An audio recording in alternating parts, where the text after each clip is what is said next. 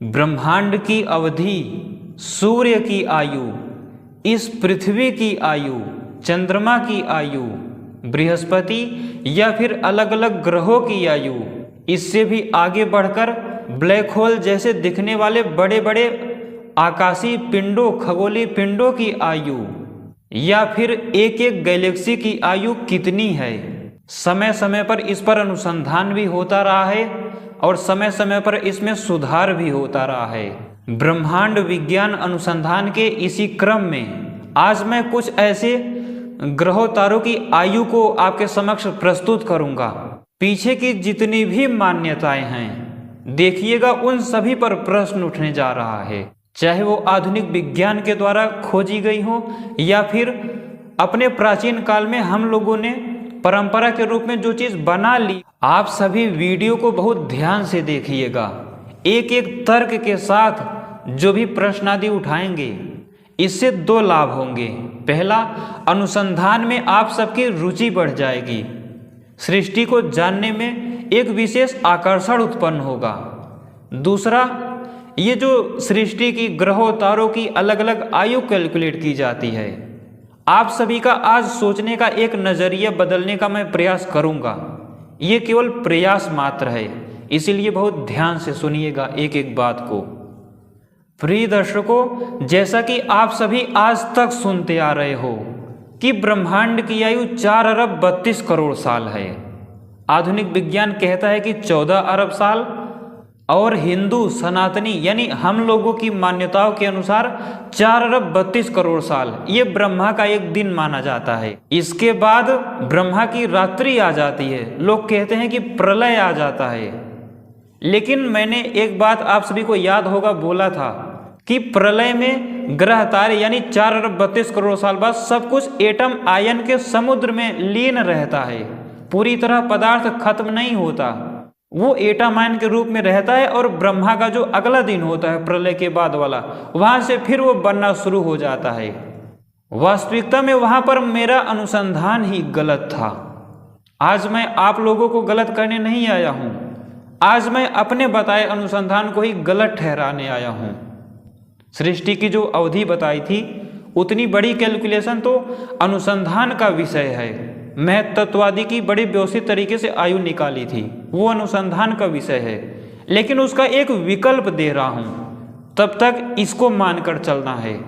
और आइए एकदम बेसिक से शुरू करते हैं। मेरे अनुसंधान वेताओं, हम लोग जानते हैं कि ब्रह्मांड की आयु, पहले अपनी चर्चा कर लेते हैं जो सनातनी मान्यता है कि 4 अरब 32 करोड़ साल ब्रह्मा का एक दिन रहती है ये पूरी सृष्टि, उसके बाद प्रलय हो जाता है।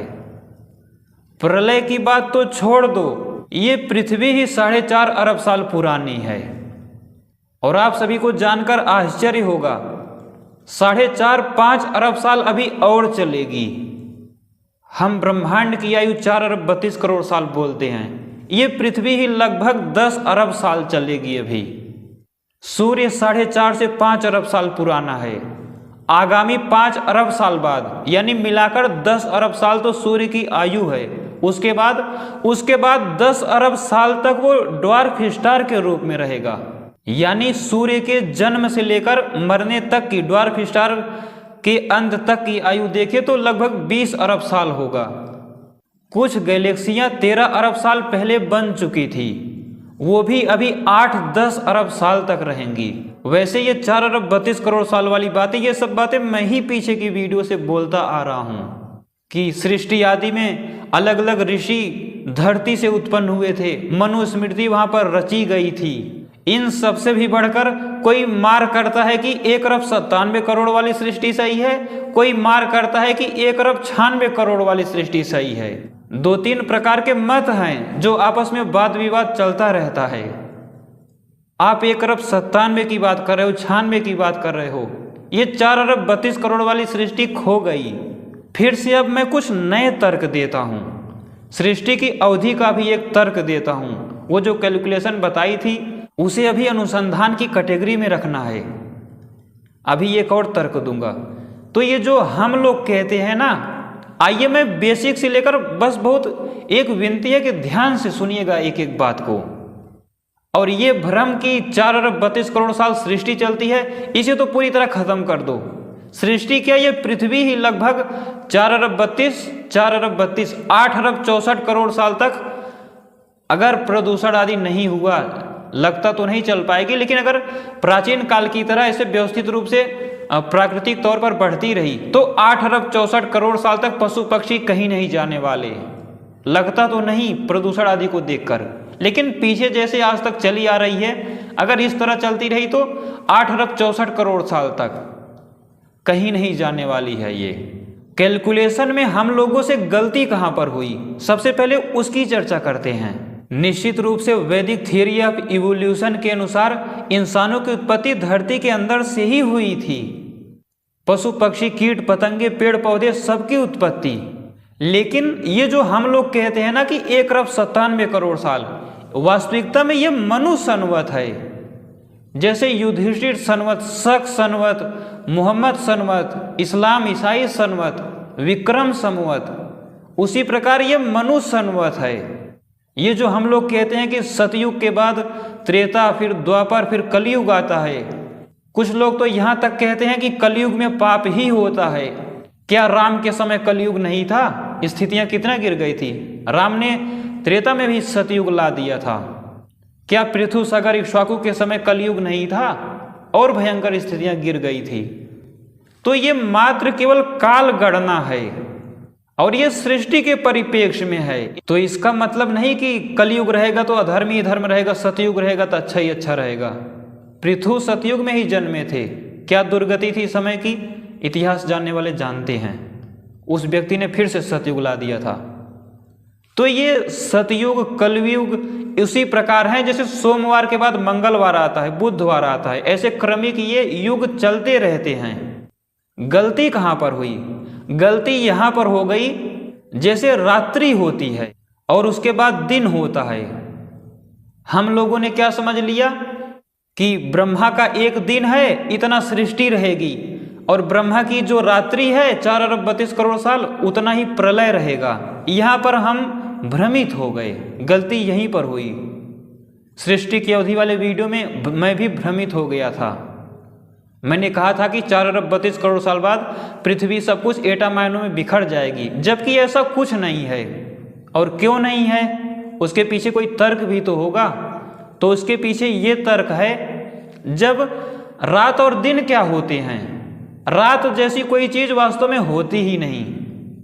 पृथ्वी घूम जाती है, सूर्य दूसरी तरफ चला जाता है, अंधेरा होने को आप रात बोल देते हो, वास्तविकता में रात कुछ होता ही नहीं। विदेशों में तो दिन का काम लोग रातों को करते हैं और दिन में सोते हैं, उनके लिए कौन सी दिन रात। फिर भी आप कहोगे कि कोई अच्छा तर्क दो, ये भी ठीक है, लेकिन और व्यवस्थित तर्क दो। तो वो तर्क ये है कि जब रात को आप लोग सोते हो, हमने क्यों माना कि ब्रह्मा के दिन भर सृष्टि रहेगी 4 अरब 32 करोड़ साल, इसके बाद प्रलय हो जाएगा और सृष्टि प्रलय में रहेगी। ये भ्रांति हमारे अंदर क्यों आई? रात को जब आप सोते हो, क्या आपकी नस नाड़ियां चलना बंद हो जाती हैं? क्या आपके शरीर के पार्टिकल गति करना छोड़ देते हैं रात को? क्या आपके अंदर मॉलिक्यूल वाइब्रेट करना छोड़ देते हैं? क्या आपकी श्वासें रुक जाती हैं रात को? सारी प्रक्रियाएं सब चलता है रात में भी। वास्तविकता में जिसे हम लोग ब्रह्मा का प्रलय बोल रहे हैं कि 4 अरब 32 करोड़ साल प्रलय रहेगा, प्रलय नहीं है, वो केवल नाम दिया गया है प्रलय का, वो भी सृष्टि ही है। दूसरी बात, जो हम लोग कहते हैं ना कि सृष्टि 4 अरब 32 करोड़ साल चलती है और गणना करते हैं कि पृथ्वी 1 अरब 96 करोड़ है, लगभग इतना और चलेगी और 5-6 चतुर्युगी पृथ्वी बनने नष्ट होने में लगता है। ये धारणा बिल्कुल गलत है, पूरी तरह गलत है। इसे मैंने जब अच्छे से कैलकुलेट किया 6 चतुर्युगी को, मुझे नहीं लगा कि पृथ्वी इतने समय में आग के दहकते पिंड के रूप में बन गई, फिर इंसानों की उत्पत्ति हो गई और 1 अरब 96 अरब से परंपरा चल पड़ी। ये ठीक नहीं है। वास्तविकता में पृथ्वी को बने, विज्ञान ठीक कहता है, पृथ्वी को बने 4.5 अरब साल लगभग हो गए। हम कहते हैं कि 1 अरब 97 करोड़ साल पृथ्वी अभी तक चली हुई है, मतलब इंसानों की परंपरा अभी तक चल रही है। एक बस तर्क दे रहा हूं, आप लोग भी अनुसंधान करना इस पर। मैं किसी परंपरा को खंडित नहीं कर रहा हूं, मैं भी वही मानने वाला हूं, बस तर्क दे रहा हूं, ध्यान से सुनो। वास्तविकता ये है, ये जो 4.5 अरब साल पृथ्वी को बने हुआ, 22 करोड़ साल, 4.5 अरब में लगभग 20 से 22 करोड़ साल आग के दहकते पिंड के रूप में बनी। ये जब मैं गैलेक्सियों से कैसे सूर्य आदि अलग होता है इस पर अनुसंधान कर रहा था, तब ये बात मुझे पता चली कि पृथ्वी जब अलग होती है, आग का दहकता गोला बनती है, वहां से लेकर उस पर वर्षा होने तक, वातावरण ठंडा होने तक, सब सारी स्थितियां नॉर्मल होने तक, और पशु पक्षी पेड़ पौधे और इंसानों की उत्पत्ति धरती के गुफाओं से, भरभरी मिट्टी से उत्पत्ति होने तक लगभग 20-22 करोड़ साल लग जाते हैं। और पृथ्वी आज तक कितना चली है इंसानों की उत्पत्ति के बाद? मेरे मत में इंसानों की उत्पत्ति के बाद पृथ्वी अभी तक 4 अरब 32 करोड़ साल चल चुकी है। हम लोग 1 अरब 97 करोड़ या 96 जो भी मानने वाले मानते हैं, और कहते हैं कि 5-6 चतुर्युगी, 3 चतुर्युगी बनने और नष्ट होने में लगता है। ये ठीक नहीं है। तो 4 अरब 32 करोड़ साल अभी तक मेरे मत में, एक तर्क दे रहा हूं, अभी तक चल चुकी है। और अगर जैसे राम का राज्य था, पृथु सगर इक्ष्वाकु सरयाति सम्राट पृथ्वीराज का राज्य था, अगर वो व्यवस्था बन जाती है तो अभी पृथ्वी 4 अरब 32 करोड़ साल और चलेगी। लग तो नहीं रहा कि पशु पक्षियां बचने वाली हैं दुर्गति देकर, लेकिन कल्पना ही कर लेते हैं कि पहले जैसी पृथ्वी चल रही है, तो 4 अरब 32 करोड़ अभी और चलेगी। और उसके बाद जो 20-22 करोड़ साल होगा, फिर वो आग्नेय बनकर विखर जाएगी, और तब तक सूरज भी उसके 40-50 करोड़ साल बाद नष्ट हो जाएगा, ड्वार्फ स्टार आदि में बदल जाएगा। लेकिन इसका ये मतलब नहीं कि ब्रह्मांड का अंत हो गया। ये गलती मैंने अपनी सुधारी है, इसलिए आप लोगों को भी बता रहा हूं। ये 8-10 अरब बीतने के बाद भी, चलो अब धीरे धीरे सृष्टि की अवधि की तरफ बढ़ रहे हैं, तो ये 8-10 अरब जब खत्म हो जाएगा, आप सभी को जानकर आश्चर्य होगा, 12-13 लगभग जो सबसे पुरानी गैलेक्सी मिली है वो भी देखे गए ब्रह्मांड में, वो 13.8 लगभग 13.8 अरब लाइट ईयर दूर, यानी उतने समय पहले बनी थी। मानते हैं कि बिग बैंग, लेकिन फिर भी जो तारा है जितना पुराना है, उस चीज को तो कम से कम विज्ञान सिद्ध तो करता है, उसे तो मानना पड़ेगा। ठीक है, बिग बैंग नहीं मानेंगे हम, लेकिन वो उतना पुराना है, ये चीज तो कहीं ना कहीं ठीक है, और काफी हद तक ठीक है, क्योंकि इलेक्ट्रोमैग्नेटिक रेडिएशन फोटॉन के आधार पर गणना किया गया है, और जितना जितना देखते हैं उतना विजुअल यूनिवर्स में वो व्याख्या करते चलते हैं। बताया था कि लगभग 2000 अरब आकाश गंगाएं खोजी जा चुकी हैं देखे गए ब्रह्मांड में। तो आप सभी को जानकर ये आश्चर्य होगा, अभी कुछ गैलेक्सियां 400-500 मिलियन साल पहले बनना शुरू हुई हैं। इनका क्या होगा? अगर सृष्टि 4 अरब 32 करोड़ साल बाद नष्ट ही होना है, तो इन गैलेक्सियों का क्या होगा जो अभी बनना शुरू हुई हैं और बड़े व्यवस्थित तरीके से ठीक ठीक विज्ञान फिजिक्स की प्रक्रियाओं के तहत क्रम से बन रही हैं, जिनको अभी 20, 25, 50 अरब सालों तक चलना है, उनका क्या होगा? आप ये मत कह देना कि धरती खत्म हो जाएगी उसके बाद भी सृष्टि रहेगी, तो मनु का क्या होगा, ऋषियों का क्या होगा, वैदिक विज्ञान का क्या होगा? ये चीज स्वीकार करनी पड़ेगी हमें।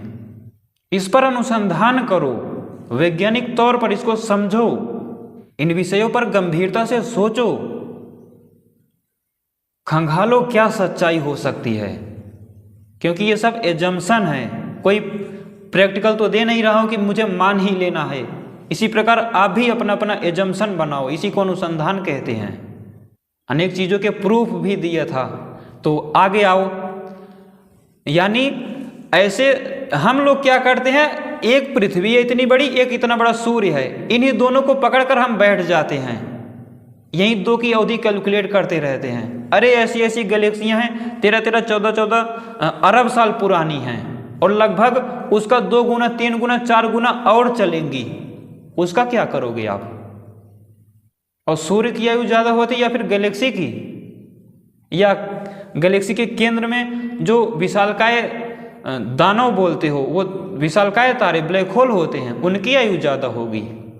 ये जो ब्रह्मा का 100 वर्ष बताया था, अभी के लिए सृष्टि यही मानकर चलो 31 नील 10 खरब 40 अरब वर्ष।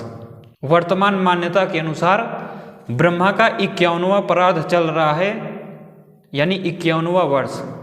ये जो एक कल्प 4 अरब 32 करोड़ वाला है, प्रलय सृष्टि मिलाकर प्रलय नहीं होता, बताया ना।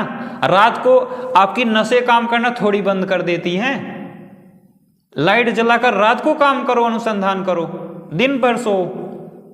हालांकि हम लोग उस मान्यता के नहीं है, लेकिन एक तर्क दे रहा हूं, क्योंकि विदेशों में ये सब होता है। तो क्या आपके शरीर के पार्टिकल काम करना बंद कर देते हैं?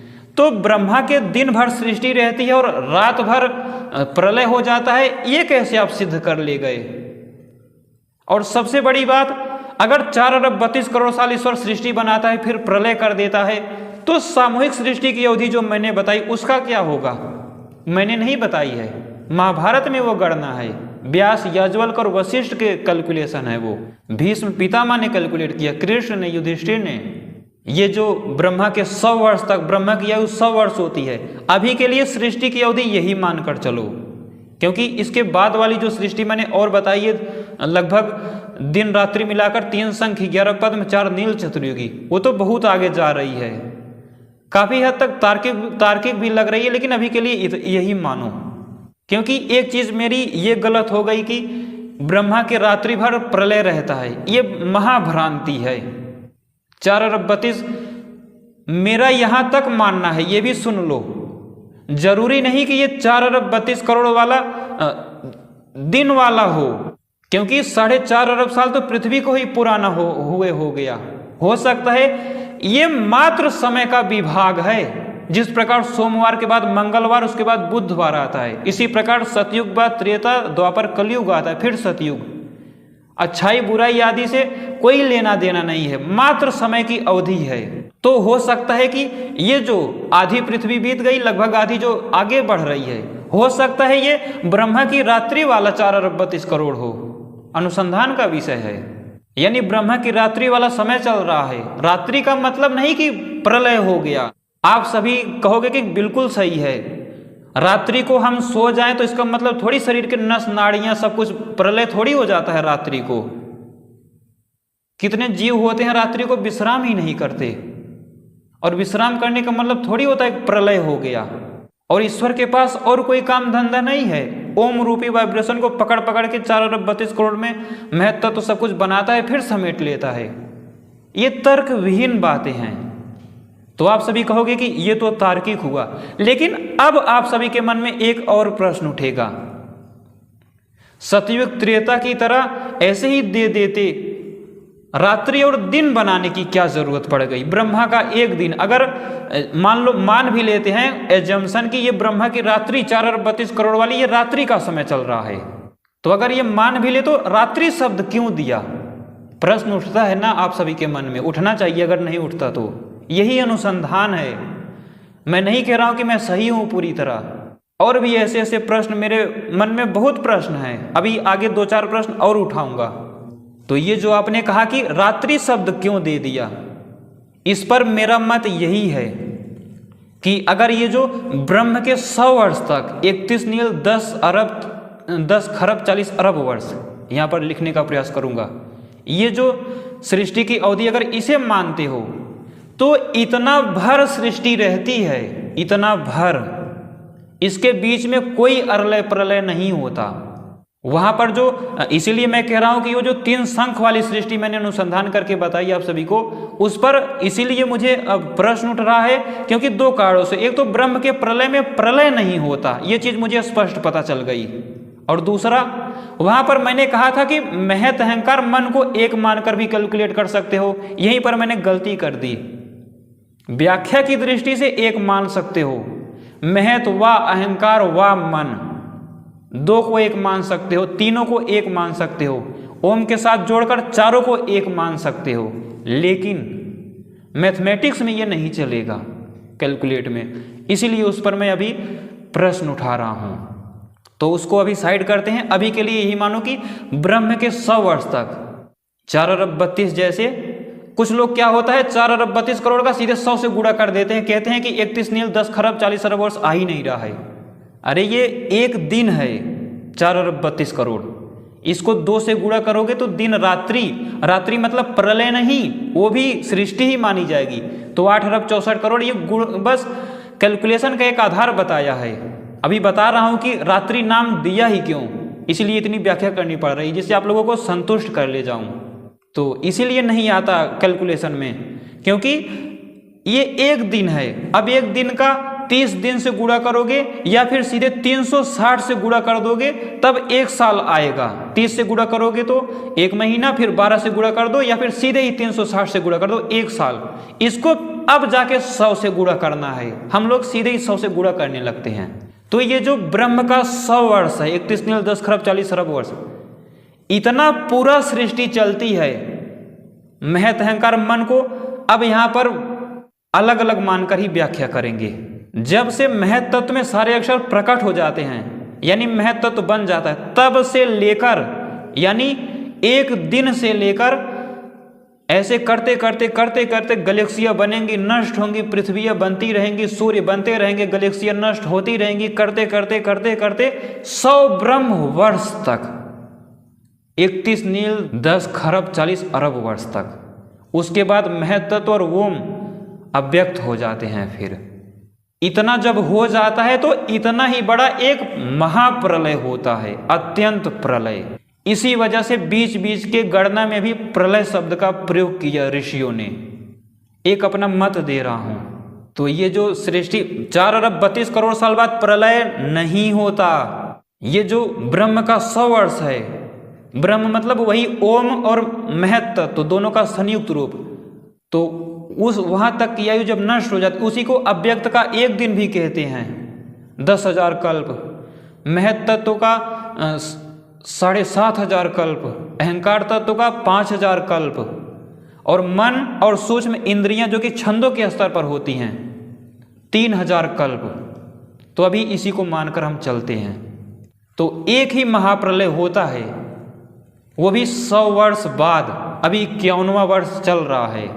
ये जो विज्ञान खोजा है ना, एक डॉक्टर गुप्ता करके कोई वैज्ञानिक हैं, डॉक्टर गुप्ता, वो भी एक बहुत अच्छे फिजिसिस्ट हुए हैं, big bang theorist. Big bang के अनुसार और हबल कांस्टेंट के अनुसार की गैलेक्सियां दूर जा रही इस हिसाब से, और एक दो और रीजन है, 2-3 स्थानों से 2-3 प्रमाण के जरिए ये सब पता लगाते हैं कि ब्रह्मांड लगभग 14.2 अरब साल, इतना एग्जैक्ट बता दिया है। क्लियर करते करते एग्जैक्ट डिटर्मिनेशन 14.2 अरब साल पर आ गए हैं। लेकिन एक डॉक्टर गुप्ता जी हैं, वो रेडशिफ्ट को, कॉम्पटन इफेक्ट को आधार बनाकर उन्होंने बताया है। हालांकि रेडशिफ्ट का कोई प्रूफ नहीं मिला ढंग का, इसलिए डॉक्टर गुप्ता को इनकार दिया गया। लेकिन इनका क्या है, ये बताते हैं कि ब्रह्मांड 26.70 अरब साल पहले का है। 26-27 अरब साल, 14 दूनी 28। बिग बैंग वाले जो बताते हैं उसका 2 गुना ये बता रहे हैं, और काफी स्ट्रिंग थियरिस्ट इससे सहमत भी हैं। लेकिन डॉक्टर गुप्ता ने वही कैलकुलेशन किया है जो देखे गए ब्रह्मांड के रेडिएशन से, चाहे वो रेड शिफ्ट हो, कॉम्पटन इफेक्ट हो, या आ रही कॉस्मिक माइक्रोवेव बैकग्राउंड रेडिएशन हो, फोटॉन के कण आ रहे हैं, उसको ही स्टडी किया है जो देखा गया ब्रह्मांड है। इसीलिए अभी के लिए ये जो ब्रह्मा का 100 वर्ष 51वां परार्ध चल रहा है, इसी को मानकर मैं आगे बढ़ रहा हूं। क्योंकि इसको अगर देखें ना तो डॉक्टर गुप्ता के अनुसार हम लोग अपनी सृष्टि की अवधि कैलकुलेट करें तो लगभग आज जितना बताया जा रहा है, डॉक्टर गुप्ता के अनुसार लगभग 11 हम लोगों का इन लोगों से 11,000 गुना बड़ी सृष्टि है हम लोगों की, अवधि में भी और डिस्टेंस में भी। ब्रह्म के 100 वर्ष के अनुसार बता रहा हूं। सहमत तो नहीं हूं, लेकिन फिर भी हम ही लोगों का अनुसंधान है। इसी तरह जो बिग बैंग वाले मानते हैं 14 अरब, उसके अनुसार देखें तो 2 गुना, लगभग 22,000 गुना बड़ी अवधि वाली सृष्टि है, या ज्यादा डिस्टेंस वाली। गैलेक्सियों पर अध्ययन करते समय मैंने ये महसूस किया कि अगर प्रकृति का एक अंड, जैसे सूर्य है ना, उसका एक हाइड्रोजन या हीलियम मॉलिक्यूल, सूर्य में ज्यादातर हाइड्रोजन हीलियम ही है, बाकी 1-2% इधर उधर हैं, बाकी सब 99%, 98% हाइड्रोजन और हीलियम है। तो हाइड्रोजन हीलियम, एक अगर हाइड्रोजन हीलियम माने और एक तरफ सूर्य को रख दे, इस तरह अगर कैलकुलेट करें तो पूरा अव्यक्त प्रकृति जो है, नाम तो उसका कुछ नहीं है, वो अनाम है, उस अव्यक्त का एक अणु मात्र, जैसे सूर्य के सामने एक हाइड्रोजन है, सूर्य में देखें तो 10⁻53 मॉलिक्यूल होने की संभावना है। पृथ्वी के अंदर, पूरे पृथ्वी में हाइड्रोजन आदि के मॉलिक्यूल 10⁻50 लगभग इतना होने की संभावना है। तो जो ब्रह्मांड है अव्यक्त प्रकृति का, एक एक गैलेक्सी एक एक अणु अवयव है, एक एक अंड मात्र है।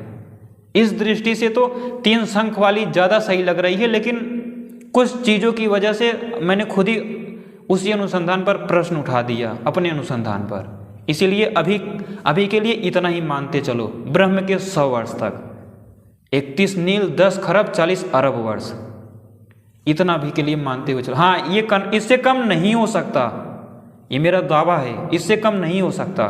4 अरब 32 करोड़ साल भूल जाइए, मात्र गणना का कोई छोटा सा, जैसे देखा आप सभी ने एक योजन, पिछली वीडियो में कैसे मैंने कैलकुलेट करके सब कुछ विस्तार से बताया, योजन, ऐसे ही ना एक अहन को सहस्र आश्विने वा इते स्वर्गोलोका, स्वर्गलोक जहां मैं बैठा हूं, सूर्य का लोक, सूर्य के केंद्र, यहां से 1000 आश्विन है। आश्विन क्या है? अश्व द्वारा एक अहन में चली गई दूरी, योजन के हिसाब से सुमेरु पर्वत यानी सूर्य की पूरा टोटल डिस्टेंस लगभग 15 करोड़ किलोमीटर आया था, और यहाँ से सूर्य का केंद्र 1000 आश्विन है। तो इसको 1000 से बांटोगे तो लगभग 1.5 लाख आएगा, और ये अहन हो गया। अहन और रात्रि मिलाकर आश्विन होता है, तो लाइट की स्पीड तो सीधे ही आ गई 3 लाख किलोमीटर पर सेकंड लगभग। तो वैसे ही मुझे लगता है ये जो 4 अरब 32 करोड़ साल है, ब्रह्मा का एक दिन, ये मात्र एक यूनिट का, या कोई ऋषियों ने एक आधार बनाया था, अपने प्राचीन वैज्ञानिकों ने। मान वही रहा हूं जो पीछे चर्चा करते आया हूं, बस ये एक मैंने प्रश्न उठाया है और तर्क दिया है। अनुसंधानिक सामर्थ्य आप लोगों के अंदर आए, प्रश्न उठाना सीखो, विरोध के लिए नहीं, अनुसंधान के लिए। तो मुझे लगता है कि 4 अरब 32 करोड़ जो है, ये मात्र ऋषियों ने एक आधार बनाया हुआ था, और 4 अरब 32 करोड़ साल मुझे लगता है कि इंसानों की उत्पत्ति जब से हुई थी तब से लेकर और मनुस्मृति की रचना के पहले तक ऐसे ही चलता रहा सब कुछ, और उसके बाद ये मनुष्य अनुमत है। जैसे युधिष्ठिर समवत युधिष्ठिर से चलता रहा, वैसे मनुष्य समवत भगवान मनु से चल रहा होगा। मनुस्मृति में कभी 1 लाख श्लोक 1000 अध्याय हुआ करते थे, बाद में कभी चर्चा करेंगे। लेकिन मुझे तो यही लगता है, ये जो 1 अरब 96 करोड़ 8 लाख जो भी बताया जाता हो, मैं इस पे विवाद पर नहीं आऊंगा, ये बहुत छोटी बातें हैं। 1 अरब 96 करोड़ छोड़ो, 4 अरब 32 करोड़ साल भी अगर सृष्टि की आयु बता, पृथ्वी की आयु 4 अरब 32 करोड़ साल बोलो, तो ये कम से कम आज विज्ञान के लिए हंसने वाली बात है। तो आप सभी भी इस पर अनुसंधान करो, ये मेरा विषय ही नहीं था, बस थोड़ा बहुत मनन चिंतन कर रहा था और आपके सामने अपना एक मत प्रकट कर दिया। आप लोग भी विचार करो, ये भ्रम तो बिल्कुल तोड़ देना है कि 4 अरब 32 करोड़ साल बाद प्रलय आ जाएगा ब्रह्मा का। जब रात्रि को आपका शरीर चलता, सब कुछ चलता है, तो 4 अरब 32 करोड़ साल ब्रह्मा सो जाएंगे, उसके बाद ब्रह्मा बताया मन अहंकार व महत्व, तो 4 अरब 32 करोड़ साल बाद वो सो क्यों जाएंगे? और रात्रि का क्या मतलब है? सूर्य क्या वहां से खिसक गया? मात्र पृथ्वी अपने धुरी पर घूमी है, इससे ज्यादा कुछ नहीं हुआ है, उसी को हमने कल्पना कर लिया रात्रि है। 90% इस धरती के लोग रात्रि में काम करते हैं, दिन में सोते हैं। विदेशों में भी जाकर देख लो, शहरों में भी, भारत में ही देख लो, और रात्रि में शरीर की नस नाड़ियां कण पार्टिकल सब चलते रहते हैं। तो ब्रह्मा की रात्रि में प्रलय कैसे हो जाएगा? इस पर प्रश्न उठ रहा है। कोई तर्क हो तो जवाब देना, अन्यथा इसी को मानकर आप भी अनुसंधान करो, हो सकता है कोई अच्छा निर्णय आप निकाल ले जाओ। तो मुझे जहां तक लगता है, क्योंकि मनुस्मृति का आधार भी जो मनु जी ने बताया ना कि अव्यक्त प्रकृति था, वो जो बता रहे हैं कि महत उत्पन्न हुआ, अहंकार उत्पन्न हुआ, ब्रह्म प्रकट हुआ, अंड को 2 भागों में विभक्त किया। अंड क्या है? यही जब गैलेक्सियां आकार ले रही होती हैं तो वहाँ पर ही दो भाग में, एक तो प्रकाशित एक अप्रकाशित, बीच में अंतरिक्ष, ये तीन भाग, दो भाग बढ़ जाते हैं, तीसरा अपने आप आ जाता है अंतरिक्ष लोक। तो वहाँ पर बीच के श्लोक जो सृष्टि विज्ञान परक थे, बताए 1,00,000 श्लोक थे, लगभग 35-40 अध्याय निकाल दिए गए वहाँ से। कभी आप सभी को बताया था ना कि मनुस्मृति का मैं अर्थ कर रहा था, कुछ काफ़ी श्लोकों का किया भी है। समय मिलेगा एक एक श्लोकों का रोज करूँगा, धीरे धीरे कभी आएगा तो PDF भी बनवाएंगे इसकी, आप लोगों को दूंगा। अगर पहले अध्याय का भी पूरा हो जाता है तो अनेक श्लोक शुरू के भी निकाल दिए गए या समझने का स्तर नहीं रहा। ये तो व्यास आदि ऋषि ही लिख रहे हैं कि मनु ने 1,00,000 श्लोकों की मनुस्मृति रची थी। मुझे पता नहीं क्यों लग रहा है कि मनु से पहले विष्णु, शिव, इस नाम की उपाधियां, इंद्र इस नाम की उपाधियां, राजा, बड़ा व्यवस्थित साम्राज्य आदि चलता था और सब देव थे, गंधर्व, बड़े व्यवस्थित लोग थे, मनुष्य भी थे। मनुष्यों का महत्व मनु से ज्यादा प्रचलन में आया और वही देववादी मनुष्यों में परिवर्तित हुए। महाभारत के बाद, महाभारत क्या, मुझे लगता है कि मनु के ही समय से देववादी की परंपरा खत्म हो गई। सृष्टि में देववादी पदार्थ हैं, उनकी भर भर के चर्चा है महाभारत आदि में। इंद्र ने ये दिया, अर्जुन से युद्ध लड़ा, वो सृष्टि का विद्युत की चर्चा है। लेकिन इंद्र आदि नाम का जो साम्राज्य बनाने वाले राजा लोग थे, वो मनु से भी पहले थे। विष्णु, शिव, ब्रह्मा, भृगु या मनु नाम के और भी लोग हो चुके हों, तो ये सब अनुसंधान का विषय है। बाकी वैदिक थियोरी ऑफ इवोल्यूशन सही है, पूरी तरह 100% सही है। तो सोचो, जब महत तत्व बनना प्रारंभ होगा, जैसे ही महत तत्व बन जाता है ना, हमारी जीवात्मा को तुरंत बुद्धि मिल जाती है। वहाँ जो यत्र तत्र अव्यक्त में पड़े रहते हैं, जैसे ही अहंकार और मन बनता है सृष्टि का मनस्तत्व, वैसे ही हमारा मन जुड़ जाता है। आगे जैसे जैसे इंद्रिय या 5 महाभूत बनते जाते हैं, ये शरीर भी विकसित होता चला जाता है, सब सारे अंग, सूक्ष्म शरीर आदि जुड़ते चले जाते हैं क्रम से। तो सोचो उसके बाद इतनी बड़ी सृष्टि क्या हुआ होगा। पता नहीं हम लोग किस गैलेक्सी में रहे होंगे, कहाँ से आए। मान लो इसी धरती पर ही सारी संरचनाएं बनी, सब कुछ व्यवस्थित रूप से, लेकिन 4 अरब 32 करोड़ साल बाद कहाँ जाएंगे। ये सब सोचो, विचार करो, खोजो, अनुसंधान करो। मैं आधुनिक वैज्ञानिकों का किसी भी स्तर पर समर्थन नहीं कर रहा। वैदिक विज्ञान, वेदों का बताया अर्थ आप सभी देख लेना, और कॉस्मोलॉजी से रिलेटेड एक मंत्र का अर्थ करूंगा, देखना किस स्तर की कॉस्मोलॉजी है, ग्रह तारे गैलेक्सियों के बनने का विज्ञान। लेकिन विचार करो, अनुसंधान इसी को कहते हैं।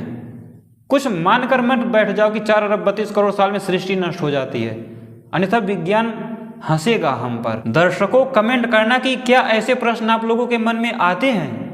ये जो बोला जाता है कि ब्रह्मा ने अग्नि, वायु, आदित्य, अंगिरा को 4 वेद सिखा दिए, वास्तविकता में मुझे जहां तक लगता है ना, महत तत्व में जब 7 महाविहारतियां बन जाती हैं, तो 7 महाविहारतियों के ही स्तर पर, उन्हीं विहारतियों, उन्हीं लोकों में विद्युत, इंद्र, अग्नि, वायु, आदित्य यानी विष्णु आदि, ये सारे पद उत्पन्न हो चुके होते हैं। और इन पदों से ही, पदों से जुड़े हुए छंद, वैदिक मंत्र उत्पन्न होते हैं अलग अलग प्राणों के द्वारा, मेरा ऐसा मानना है। तो अग्नि, ऋग्वेद संबंधी उधर के सारे मंत्र उस स्तर पर उत्पन्न हुए। वायु, वायु महत तत्व को भी कहते हैं, दूसरा ही मंडल है।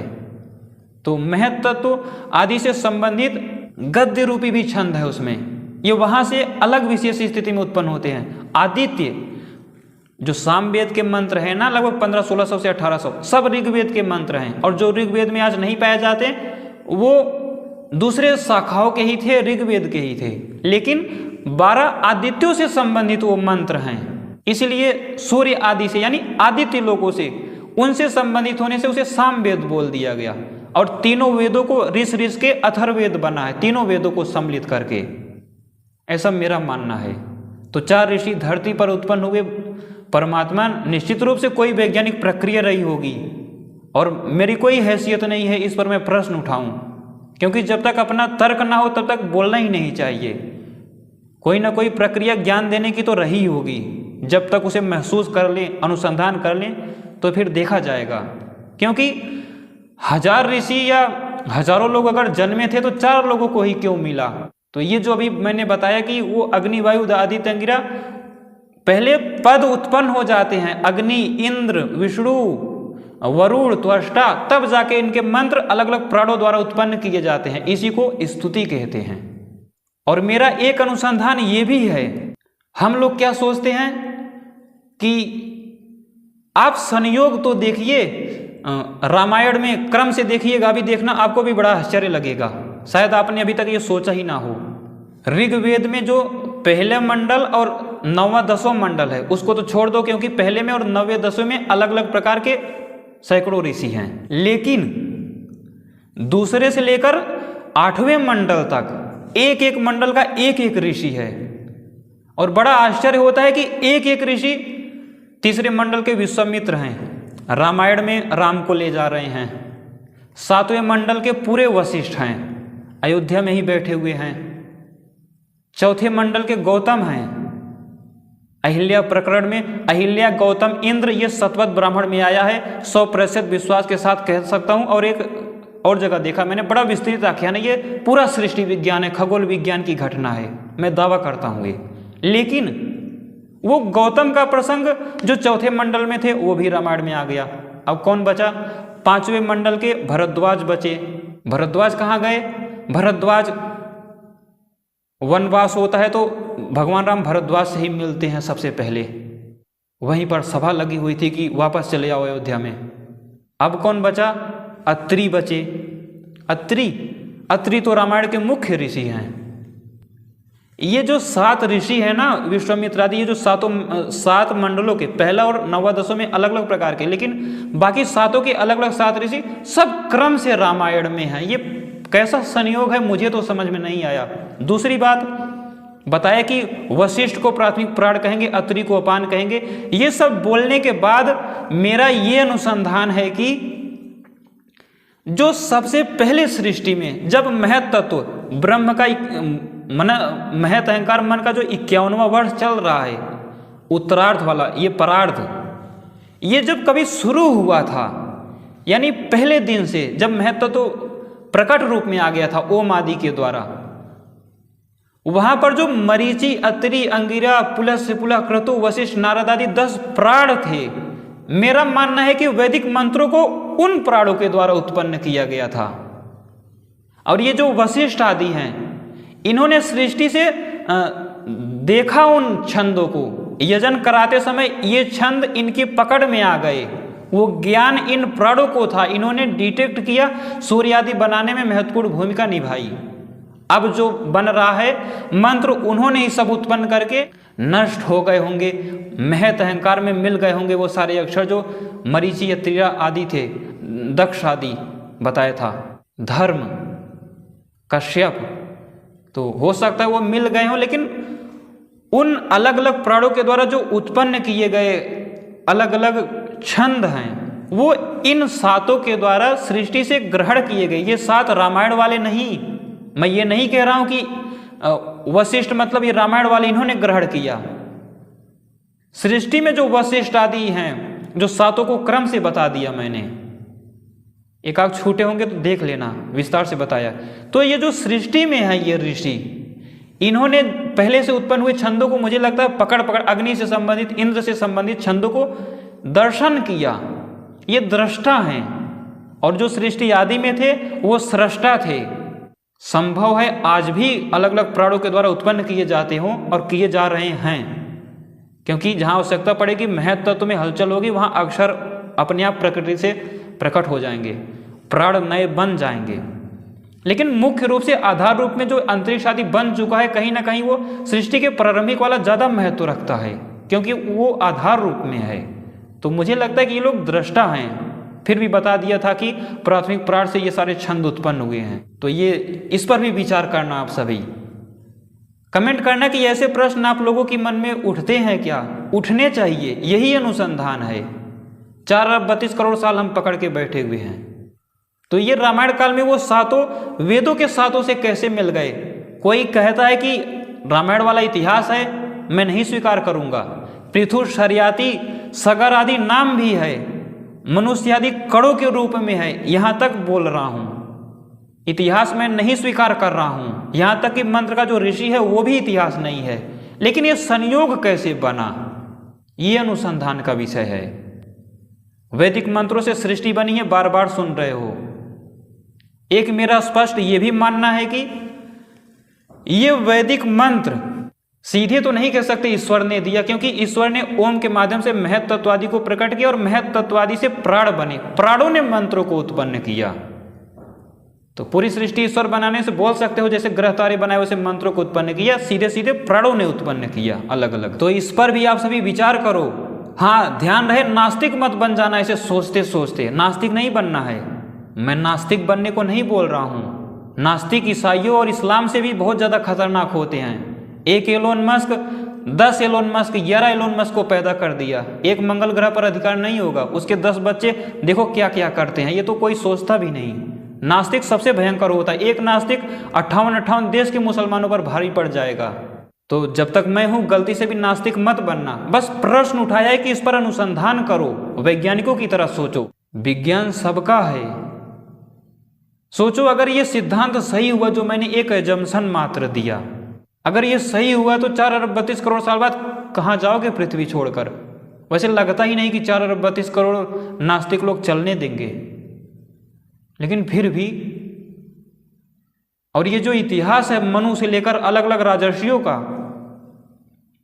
एक जगह मैंने देखा था ये जो 6-7 मनवंतर बीत चुके हैं, इसमें ऋषि देवता अलग अलग रहते हैं। तो ये जो 7वां वैवस्वत मनवंतर चल रहा है ना, ये जो रामायण के 7 ऋषि, क्षमा कीजिएगा, वैदिक मंत्रों में दूसरे मंडल से लेकर 8वें मंडल तक के ये 7 ऋषि, ये 7वें मनवंतर के मुख्य ऋषि हैं। और पहले स्वयंभव मनवंतर के मरीचि, अत्रि, अंगिरा आदि वो लोग हैं। तो इसका भी कोई संयोग हो सकता है। विचार करना। और आपको अगर जितने भी प्रश्न आदि उठा रहा हूं, आपको अगर जवाब हो तो मुझे भी देना, कमेंट भी करना। कमेंट भी मैं देखता रहता हूं, भले जवाब ना दूं तो देखता रहता हूं, मुझे भी जवाब देना आप लोग। और मेरे मन में एक प्रश्न और उठ रहा है, देख लो आप सभी कैसे कैसे प्रश्न होते हैं। प्रश्न ये उठ रहा है, श्री कृष्ण कह रहे हैं कि मैंने सूर्य को ज्ञान दिया, वैवस्वत मनु। जितना राजर्षियों का चरित्र आप पढ़ रहे हो, मेरे समझ में आज तक ये नहीं आया। जितने शर्याती, नाभाग, वेन, पृथु, इक्ष्वाकु, मनु, वैवस्वत मनु के 10 पुत्र थे, उनसे क्षत्रियों की शाखाएं निकली। उससे पहले मनु के, स्वयंभू आदि मनु के पुत्रों का कोई अता पता ही नहीं है। उत्तानपाद आदि कुछ नाम आते हैं, लेकिन जितना भी 99.99% इतिहास मिल रहा है, ये वैवस्वत मनवंतर का क्यों है। वैवस्वत मनु के इक्ष्वाकु आदि 10 पुत्र थे। इक्ष्वाकु के भी 100 आदि, मतलब धरती पर अलग अलग वो राजा थे जो राज्य करते थे, धरती को बचाकर आज तक रखा था, जिसकी वजह से सुरक्षित है। उनके पुत्र नहीं थे एग्जैक्ट कि उन्हीं से जन्मे थे, इक्ष्वाकु के ही 100 पुत्र थे, नहीं।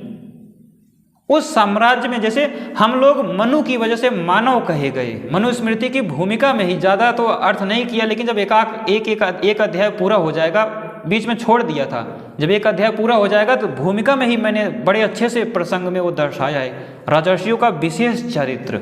मानधाता ने कैसे धरती जीत ली थी, राम ने कैसे जीती थी। ये जो 16 राजर्षियों का आख्यान व्यास जी कह रहे हैं, कृष्ण कह रहे हैं कि ये 16 राजर्षियों का पवित्र आख्यान बार बार सुनो। 16 राजर्षि, वैवस्वत मनु, उसको भी, सतयुग भी छोड़ दो, पृथु आदि 1-2 को, ये श्री राम के इर्द गिर्द के 16 राजर्षि क्यों हैं? बाकी इतिहास कहाँ गया? और वेदों आदि में जितने नाम हम लोगों ने वेदों से देख कर रखे हैं, तो वही इतिहास क्यों मिलता है वैवस्वत? उससे पहले के राजा लोग कहाँ गए? महाभारत और रामायण के बीच कितना बड़ा समय था, 1000 साल मान सकते हो, अनरण्य से लेकर राम आदि तक। महाभारत में भी शांतनु से लेकर युधिष्ठिर, परीक्षित, जन्मेजय तक 500-600 1000 साल। इसके बीच वाले कहाँ गए? वैसे रामायण 8 लाख साल पहले ही हुई हो, यह भी प्रूफ नहीं है। 1-1.5 करोड़ साल पहले रामायण के होने का दावा किया जा रहा है, वो मुझे ज़्यादा तार्किक लग रहा है।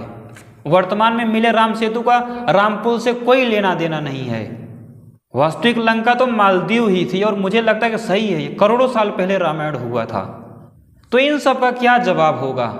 आप सभी इस पर विचार करो, अनुसंधान करो, प्रश्न उठाओ, वैज्ञानिक बनो। और भी बहुत से प्रश्न मेरे मन में रहते हैं, तो सोचो, आज तक आपने विचार किया था कि 4 अरब 32 करोड़ साल? कोई चीज होती है ना परंपरा, कुछ लोगों को बुरी लग जाती है, गलत लग जाती है।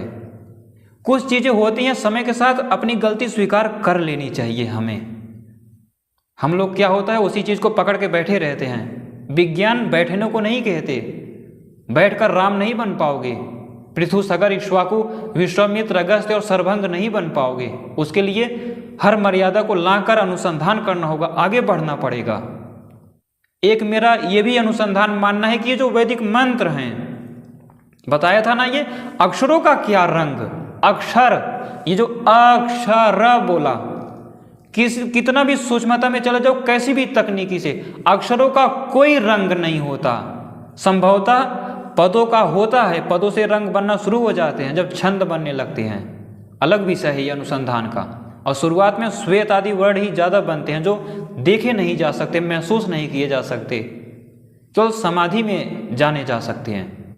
तो ये जो वैदिक मंत्र हैं, बताया कि वैदिक मंत्रों से सृष्टि बनी। कोई ये मत मुझसे झगड़ पड़ना कि अभी विरोध कर रहा है, बस एक अपना मत साथ में दे रहा हूं सब कुछ बोलने की, क्योंकि मैं भी वही मान रहा हूं, मेरा भी वही अनुसंधान है। एक वीडियो फोर्स पर बनाऊंगा। अभी तक आप 4 फंडामेंटल फोर्स जानते थे, 9 फंडामेंटल फोर्सेस के बारे में जाना वैदिक विज्ञान के अनुसार, जहां जहां भी अनुसंधान हो रहा है। 20 प्रकार के फंडामेंटल फोर्स हैं। सतपथ में एक ग्रह नामक कांड है, 20 प्रकार के, और वो 28 प्रकार के निरुक्त के अनुसार, यानी लगभग 580 प्रकार के फोर्सेस की चर्चा है। एक वीडियो में भले ही 1.5-2 घंटे की वीडियो बने, बहुत विस्तार से बताएंगे, क्योंकि मेरे चैनल पर उससे बेहतर वीडियो मुझे नहीं लगता होगी। तो दूसरी तीसरी वीडियो फोर्सेस पर बनाएंगे। 20 प्रकार के फोर्स हैं और बड़ा ही व्यवस्थित। पूरी सृष्टि आपको फोर्सेस के माध्यम से अध्ययन करने का मौका मिलेगा। ग्रहों तारों गैलेक्सियों से लेकर इंद्र वरुण, एक एक तत्व, एक एक क्वार्क के अंदर आप महसूस करोगे। तो मुझे ये भी एक बात लगता है कि वैदिक मंत्र सूत्र रूप में, जैसे ये जो मत्स्य वराह आदि आप लोग चर्चा करते हो ना, कथा तो है ही ये, लेकिन ये सूत्र रूप में गैलेक्सियों का संपूर्ण विज्ञान है। इसमें जब फोर्स की चर्चा करेंगे, 20 में से एक में 28 प्रकार के वो फोर्स कैसे काम करते हैं, वहां पर आपको समझ में आएगा। यानी संपूर्ण सृष्टि विज्ञान कुछ फोर्सेस के माध्यम से सूत्र रूप में ला दिया। वैदिक मंत्रों में सूत्र रूप में, सूत्र संक्षेप में संपूर्ण विज्ञान है, कुछ भी नहीं जो उसमें ना हो, मेरा मानना है। बाकी ये सही है, वैदिक मंत्रों से ही सृष्टि बनी है। वाइब्रेशन छंद वही है, क्योंकि जिस भी ग्रंथ को पढ़ो, एक एक मंत्र बता रहा है कि ये मंत्र 2 कारकों को कैसे जोड़ता है। जब देव असुरों का युद्ध होता है तो इंद्र को, विद्युत को मजबूत करने के लिए 12-13 प्रकार के तीक्ष्ण कौन कौन से छंद उसके साथ लग जाते हैं। तो इसी से स्पष्ट हो गया वैदिक मंत्रों से सृष्टि बनी है। तो सूत्र रूप में वैदिक मंत्रों में संपूर्ण विज्ञान है। और भी प्रश्न आप लोगों को जानना हो तो बताना, किसी वीडियो में मैं और प्रश्न उठा दूंगा, खोजना आप लोग भी। अनुसंधान वेताओं, मेरा एक और प्रश्न सुन लो आप सभी। अभी आप लोग कहोगे कि पागल हो गया है, ये क्या बोल रहा है। पिछली अनेक वीडियो में आप लोगों ने देखा कि वरुण गांडीव धनुष देते हैं, कृष्ण को सारंग धनुष देते हैं। मैंने आप सभी को बताया कि वैसे कैसे वो सूक्ष्म तत्व आदि के आधार पर बनाते थे, वो गलाकर पिघलाकर सोने आदि धातु को भी मिक्स करके मजबूत बना दिया करते थे, जो कभी टूटता नहीं था। इसी तरह विष्णु के आधार पर दिव्यास्त्र आदि, वैष्णव अस्त्र, नारायण अस्त्र आदि बनाते थे, जो ऋक यजु साम रूपी महत तत्व से लेकर संपूर्ण समृद्ध यजन, सारे छंदों का, सूर्य में जो सब प्रकार के छंद, विद्युत आदि में सब प्रकार के छंद नहीं होते, लेकिन विष्णु में सब छंद आ जाते हैं, तो उसके आधार पर दिव्यास्त्र आदि बनाते थे। इसी प्रकार जो ईश्वर है, हम लोगों ने क्या सोचा, ध्यान करेंगे मन शांत हो जाएगा, वहां से ज्ञान विज्ञान आना शुरू हो जाएगा। ये किसने बता दिया आप सभी को। जैसे इंद्र आदि ने धनुष दिया, चक्र दिया, दिव्यास्त्र दिया, इंद्रास्त्र दिया, इसका ये मतलब नहीं होता कि किसी इंद्र ने प्रकट होकर दिया हो या फिर विद्युत से उन्होंने विशेष रूप से श्रद्धावश ग्रहण कर लिया हो, ऐसा कुछ नहीं था। चाहे यौगिक दृष्टि से प्राप्त किया हो सर्व सामर्थ्यवान बनकर, चाहे तकनीकों के माध्यम से वो दिव्यास्त्र बनाया हो। दो प्रकार से दिव्यास्त्र आदि बनते हैं, एक सिद्धिवादी के विबल पर, लेकिन वो प्राप्त किया जाता है संघर्ष पूर्वक, प्रैक्टिकल आदि होता है या वैसे ही, लेकिन प्राप्त किया जाता है। तो वैसे ही विद्युत आदि की तरह ईश्वर भी तो, परमात्मा भी एक तत्व ही तो है। वो कैसे आपको कोई चीज दे देता है? ये जो जगह जगह भाषण होता रहता है ना, ईश्वर कल्याणकारी है, धर्म के पक्ष में रहता है, ये है वो है, मैं किसी से भी आज सहमत नहीं हूं। कोई धर्मात्मा परेशान हो, हम अपने कर्मों की वजह से परेशान हैं। बताया ना, नास्तिक सबसे खतरनाक हैं इस धरती पर। एक एक नास्तिक पूरी धरती को खत्म करने का, अलग अलग गैलेक्सियों तक पर अधिकार करके दिखाएंगे आगे आपको लोग। ये एक एक नास्तिक ईसाई, इस्लाम, सनातन सब पर भारी पड़ जाएगा, क्योंकि नास्तिक का मतलब होता है प्राचीन काल के भयंकर से भयंकर राक्षस जो ज्ञान विज्ञान से युक्त होते थे। इस्लाम में कोई किसी को इस्लाम में बदल रहा है, ज्ञान विज्ञान से कोई लेना देना नहीं। कुरान पकड़ा देगा, टोपी पहना देगा, अपना जो विवाह आदि की मर्यादा है सिखा देगा। ईसाई भी ऐसे करेगा। हिंदू की या जो मान्यता है आप लोग भी अपना समझ लो। हालांकि हम लोग सृष्टि विज्ञान सिखाएंगे। जैसे हम लोग सनातनी अच्छे योद्धा बनेंगे, लड़ेंगे, सृष्टि विज्ञान सीखकर ग्रहों तारों गैलेक्सियों की, पशु पक्षी, केकड़े, मेढकों आदि की रक्षा करेंगे ना मनुस्मृति मानवता के आधार पर, वैसे ही इतना ही बलवान, इतना ही भयंकर दूसरी तरफ नास्तिक होता है। नास्तिक मतलब प्राचीन काल के राक्षस जो चरम स्तर पर वैज्ञानिक और मजबूत हुआ करते थे। ब्रह्मचर्य से ही बल नहीं आता। ब्रह्मचार्य कितने लोगों को देखता हो कि पूरे जीवन कुछ सन्यासियों का ब्रह्मचर्य ब्रह्मचर्य ब्रह्मचर्य, पता नहीं क्या करोगे उस ब्रह्मचर्य को लेकर। रावण कौन सा ब्रह्मचारी था? गंधर्वों की, ऋषियों की, सबकी पत्नियों को उस दुष्ट ने छीनकर अपने रनिवास में रखता था। राम जैसे वैज्ञानिक योद्धा को टक्कर दे रहा था। महाभारत कालीन असुर कौन से ब्रह्मचारी थे? ब्रह्मचर्य का उपयोग करना सीखो, अपनी ऊर्जा को खपाओ, व्यायाम में नहीं, अनुसंधान में, तकनीकों आदि के बनाने में, वैदिक मंत्रों को पढ़ने में। जैसे नास्तिक, वो वृत्रादि भी तो सृष्टि में होते हैं, वो भी योगी होते हैं, विपरीत तरह के विद्युत होते हैं वो, पापमा भ्रातृव्यादि जो होते हैं। तो हम अच्छा करेंगे, मन शांत करके बैठ जाएंगे तो ईश्वर सारा ज्ञान मस्तिष्क में भर देगा। दूसरी तरफ नास्तिक ग्रहों तारों गैलेक्सियों का वो विज्ञान बता रहे हैं जो आज हम लोग सोच भी नहीं सकते। वेद ना होता, वेदों के माध्यम से ऐसा अर्थ ना करते तो शायद हम तो सोच भी नहीं सकते थे। उन्हें ईश्वर कौन सा ज्ञान दे रहा है? सोचो, इस पर प्रश्न उठाओ, अपने आप के अंदर को झांको। कहीं ऐसा तो नहीं कि जिसे हम योग समझ बैठे हों वो केवल समय की बर्बादी हो। जब सृष्टि के पदार्थों के बारे में लिखा गया कि श्री कृष्ण को चक्र दिया अग्निदेव ने, जबकि वो फोटानादि कड़ों पर अग्नि तत्व पर बनाया था, सम्मान के लिए लिखा कि अहंकार ना आने पाए श्री कृष्ण आदि के अंदर। हमें देवताओं ने दिया नहीं, देवता देते नहीं। अरे जो प्रकाश आपको दे रहा है वही प्रकाश अमेरिका में भी दे रहा है, वही प्रकाश दुष्टों को भी, अपराधियों को भी, जेल के कैदियों को भी तो वही प्रकाश दे रहा है। तो ईश्वर आपके लिए स्पेशल कैसे हो जाएगा? मुझे तो इस धरती पर कोई आज तक सन्यासी या अच्छा कोई ऋषि मुनि योगी नहीं मिला जिसके लिए ईश्वर स्पेशल हो गया हो।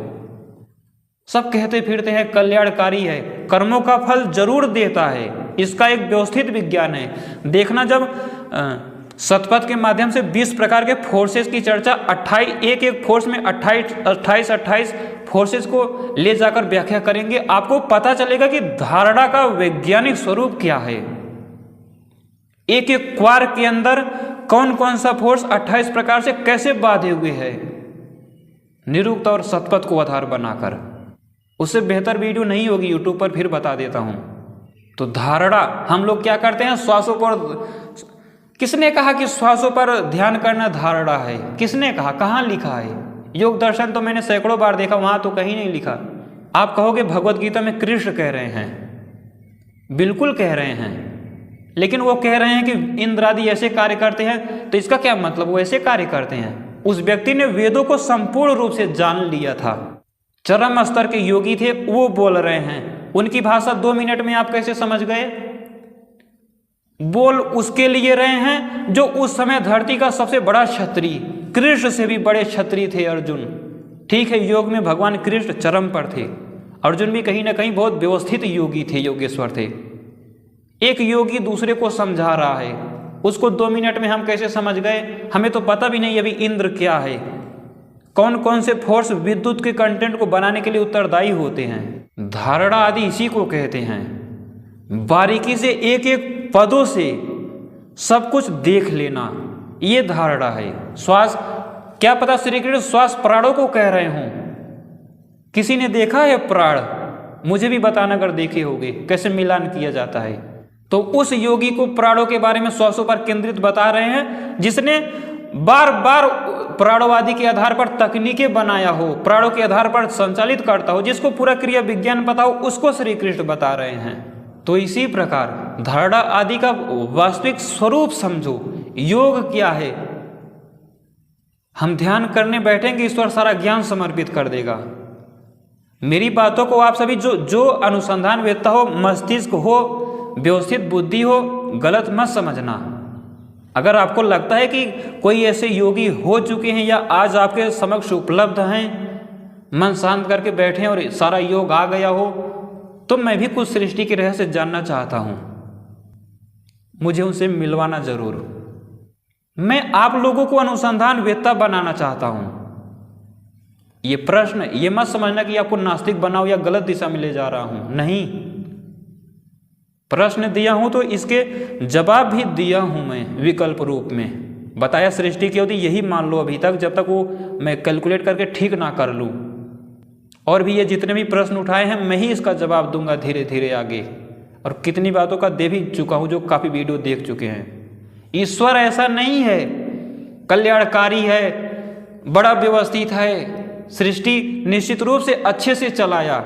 लेकिन आपने कभी अनुसंधान किया सृष्टि ईश्वर ने बनाई, असुर क्यों होते हैं समाज में? मैं एक प्रश्न उठा रहा हूं, इस धरती पर अगर असुर या मलेच्छ खत्म हो जाए तो क्या धरती नष्ट हो जाएगी? आप कहोगे कि पागल बना रहे हो, तब तो धरती स्वर्ग बन जानी चाहिए। धरती स्वर्ग बन जाएगी असुर या दुष्ट खत्म हो जाएं। तो एक प्रश्न उठा रहा हूं, सृष्टि में असुर पदार्थों की उत्पत्ति का क्या विज्ञान है? क्यों उत्पत्ति की ईश्वर ने? छोटे मोटे तर्क मत दीजिएगा कि हम लोगों को सीखने के लिए अनुसंधान करेंगे, ऐसा कुछ भी नहीं है। उसका भी विज्ञान खोजना, यह भी एक प्रश्न उठा दिया। असुरों की उत्पत्ति, वो तो पूरा सामर्थ्य वाला था ना। असुरों को उत्पन्न करने का मतलब क्या है? गलत किया ईश्वर ने, ईश्वर से कुछ गलत हो गया। बताना इसका क्या जवाब होगा। आध्यात्मिक तौर पर मुझे फुसलाने का प्रयास आप सभी मत कीजिएगा कि कुछ इधर उधर का जवाब दे दो। इसका एक वैज्ञानिक कारण कोई खोज कर मुझे बताना। मुझे भी पता है कभी वीडियो आदि में जब ईश्वर के वैज्ञानिक स्वरूप पर बताएंगे, हर साल में एक वीडियो ईश्वर के वैज्ञानिक स्वरूप पर आती है मेरी, और जितना सीखता हूँ, जितना सालों में उस पर महसूस कर पाता हूँ, वही बताता हूँ। देखना अब की बार जो ईश्वर के वैज्ञानिक स्वरूप पर आएगी, डगमगा जाएंगे आप लोग। आपके मन में प्रश्न उठ गया होगा कि कल्याणकारी नहीं है या हितैषी, क्योंकि ये सब देख थोड़ी पाओगे। और कैसे है, वैज्ञानिक प्रक्रिया क्या है, वो फोर्सेस के माध्यम से समझा जा सकता है, कणों के माध्यम से, छंदों के माध्यम से ही समझा जा सकता है, ग्रहों तारों गैलेक्सियों के माध्यम से महसूस किया जा सकता है, ज्ञान के माध्यम से जानने का विषय है वो। दर्शकों, अब आप सभी एक प्रश्न उठा दोगे कि ये जो विद्युत आदि हैं, ठीक है, अर्जुन, कृष्ण, राम, विश्वामित्र सबने संघर्ष करके प्राप्त किया था। सीधे नाम ले रहा हूं तो मत समझना कि मैं अहंकारी हूं, ये मेरे हम सभी के पूर्वज थे। वीडियो जिससे जल्दी से खत्म हो जाए तो आप सभी कहोगे कि कोई बात नहीं, जड़ पदार्थ हैं ये, ईश्वर तो चेतन है, चेतना का खुद का स्वभाव, खुद का सब कुछ होता है। तो क्या ये हाथ चेतनवत काम नहीं कर रहा? सूर्य चेतनवत काम नहीं कर रहा? मेरा भी प्रश्न है, जवाब दो। ईश्वर को वैज्ञानिक तौर पर खोजो, समझो, कभी किसी मंत्र का आध्यात्मिक अर्थ भी करेंगे। अहंकार की दृष्टि से नहीं बोल रहा हूं वैदिक मंत्रों का, वो सामर्थ्य बोलता है। उसका जो अर्थ होगा, पहले एक अर्थ आपने सभी ने देखा आधिदैविक रूप से आया, अब गैलेक्सीवादी को लेकर करेंगे, उसके बाद जो आध्यात्मिक करेंगे उसका जो अर्थ होगा वो योग दर्शन में नहीं होना चाहिए उस स्तर का, तब माना जाएगा कि ये ईश्वरीय ज्ञान है, ईश्वर ने दिया है, और यही सबसे बड़ा प्रूफ होगा। चर्चा किया ना कि मनुस्मृति में लाखों श्लोक थे, आप सभी को महसूस भी करा दिया कि 40-50 अध्याय शुरू के ही निकाल लिए गए या हट गए, वहां से समय के साथ लुप्त हो गए। समाज जैसे था भ्रष्ट कैसे हुए हम, सनातन सब कुछ अच्छे से चल रहा था, इस्लाम आया, उस समय थोड़ी अश्लीलता बढ़ गई थी तो उसी अश्लीलता को एक संविधान बना दिया अफगानिस्तान के आसपास के लोगों ने, कुरान उसी को कहते हैं। ईसाइयत में भी उसी अश्लीलता, नास्तिकता में जानते ही हो डार्विनवाद क्या कहता है। ऐसे ही कभी मनुस्मृति बहुत श्रेष्ठ हुआ करती थी, बड़े पवित्र लोग थे। तो खोजो, अनुसंधान करो, आपके पास आधार भी है। अनेक प्रश्न मैंने उठाए। हम लोग क्या सोचते हैं, मन को शांत करके बैठ जाएंगे। अभी कह दूं कि मन को शांत करना योग नहीं है, भ्रम है, केवल समय की बर्बादी। अनुसंधान करो, नास्तिकों की तरह वैज्ञानिक बनो, और आपके पास वेद आदि आधार है, नास्तिक नहीं रह जाओगे। ज्ञान विज्ञान उधर से भी लो, सोच आपका वेद पर रहेगा, पुराणों पर रहेगा, आप भी अनुसंधान अच्छे से ऋषि मुनि बन जाओगे। अनुसंधान ऐसे थे अपने पूर्वज। सोचो सरभंग जैसे ऋषियों का 100 150 साल, अत्रि जैसे ऋषियों का गुजर गया 120 साल संघर्ष करने में, खोजने में, जबकि हम लोग उनके शिष्यों की भी योग्यता नहीं रखते। इतने बड़े बड़े उनके शिष्य थे। अपनी बात कर रहा हूं मैं, आप में से किसी को बुरा लग रहा हो, मैं अपनी बात कर रहा हूं। उनके शिष्यों के भी सामने मैं कुछ नहीं हूं। तो अभी से मैं अहंकारी कैसे बन जाऊं कि पूरी सृष्टि जान ली, कुछ सूक्तों का अर्थ करके मैं कैसे अहंकारी बन जाऊं? अभी मैं कुछ नहीं जानता, बेसिक शुरुआत है। ईश्वर वो नहीं है जो व्याख्या किया जाता है बड़े बड़े मंचों से। कोई कहता है कल्याणकारी, आपस में लोग लड़ते रहते हैं, अद्वैत सही है, द्वैत सही है, त्रैत सही है। कोई कहता है कल्याणकारी है, 20, 21, 22 गुण बताए जाते हैं। गाय पशु पक्षियां मारी जा रही हैं, वहां ईश्वर का कल्याण काम नहीं आ रहा। धरती स्थिति हाथ से निकल चुकी है, वहां काम नहीं आ रहा, क्योंकि ईश्वर को वैज्ञानिक तौर पर समझा ही नहीं गया। कभी आपकी सहायता नहीं करेगा वो। ये सब बहुत ज्यादा तो नहीं, लेकिन थोड़ा बहुत महसूस करके बोल रहा हूं, अन्यथा मैं कुछ बोलता नहीं बेफालतू का। कभी सहायता करने नहीं आएगा। बलपूर्वक सृष्टि में कोई दिव्यास्त्र या अंतरिक्ष यान आदि ना मत उम्मीद करना कि योग ऐसा हो जाएगा, इच्छा मात्र से सब कुछ होने लगेगा। दिव्यास्त्र चाहेंगे दिव्यास्त्र पालेंगे, कुछ नहीं। उस स्तर पर भी जब पहुंच जाओगे ना, तो भी आपको प्राप्त करना पड़ेगा, मिलेगा नहीं। भले ही बिना तकनीकों के कोई धातु आदि ग्रहण कर लो, सूर्य की किरणों से जैसे आंखों से देखते हो ना, धुआं आदि या प्रदूषण जाता है तो आंखें खराब हो जाती, चश्मा क्यों लगता है। सीमेंट आदि जो आपकी दीवारें होती हैं, वहां से कोई ये सब जानता भी नहीं। सीमेंट आदि जाती हैं तो आंखें खराब हो जाती हैं। पेड़ पौधे, नीम की पत्तियां रहती हैं तो उससे फोटान आदि कट जाता है तो शुद्ध कर देता है आंखों को। प्रभाव नहीं महसूस कर पाते तो हम लोग ध्यान ही नहीं देते। पहाड़ों पर जो लोग रहते हैं, औषधियां आदि जाती हैं आंखों, ये ग्रहण करती हैं। नाक के माध्यम से भी भोजन करते हो, कानों के माध्यम से भी भोजन करते हो। ये आपका भोजन ही तो है जो मैं बोल रहा हूं 1 घंटे से। अगर कोई बड़ा ध्यान से सुन रहा हो तो आपका ये भोजन ही है। लेकिन योगी होता है इच्छा मात्र से आवश्यक चीजों को ग्रहण कर लेता है, खाना आदि खाने की जरूरत नहीं पड़ती, लेकिन ग्रहण कर लेता है, मिल नहीं जाता। इतना ध्यान रखना, प्राप्त करना पड़ेगा। जिस स्तर पर असुर संघर्ष करेंगे उस स्तर पर आपको भी करना पड़ेगा। जो भी हो, मुझे लगता है इन सब प्रश्नों पर आप सभी विचार करोगे और गंभीरता से सोचोगे। आगे आने वाली वीडियोस 10-10, 20-20 मिनट की बनाने की मेरी योजना है, क्योंकि देख रहा हूँ समझ में भी कम आ रही हैं लोगों को और वीडियो कम चल भी रही हैं। तो आगे देखेंगे और उम्मीद करता हूँ इन प्रश्नों पर बहुत ध्यान से सुने होगे, अनुसंधान करोगे और विचार करोगे और एक अलग दृष्टि के साथ आगे बढ़ो। मेरा तो ये लक्ष्य है। उम्मीद करता हूँ जानकारी अच्छी लगी होगी। आज की वीडियो को पूरा देखने के लिए धन्यवाद।